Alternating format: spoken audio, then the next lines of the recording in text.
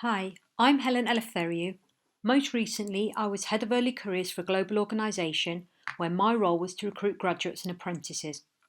Based on my experience as an employer, I'm going to give you some top tips to help you complete an application form. Research is really important. It will help your application stand out and give you an advantage for your interview. There's so many places you can look, such as the employer's website to learn about the company and its values. If you're applying for an apprenticeship, Rate My Apprenticeship is great as it gives detail on what it's like to do an apprenticeship in the organisation. Go on YouTube to see if they have videos of young employees who work there discussing their experience. You also need to allow yourself time to write an outstanding application, so don't rush, but at the same time be mindful of the closing date. It may be an idea to ask someone you trust to help you complete the application form, which is okay, but you need to understand what has been written. If you're applying for different jobs, make sure your answers are tailored to the company you're applying for. I've read applications where candidates have mentioned a completely random organisation, which shows they forgot to tailor their application.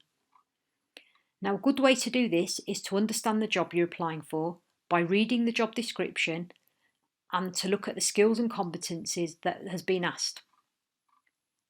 Typically, employers ask why you want to work for them and what you can bring to the role. We ask this question to measure your motivation, passion, and understanding of the organisation and the role, and of course, if you're a good fit. To help answer this question, think about some examples from school projects, teamwork, or if you've been part of the Guides, Scouts, Cadets, religious or community activities. If you've had work experience or a part-time job, think of some examples from these. Most importantly, you really do need to let your personality shine through. Now, some employers may ask if you need any reasonable adjustments. This is so where we can adjust the process to support those of you who need it. If you're not asked and you need an adjustment, please contact the employer to give them as much notice as possible to accommodate your request if they're able to.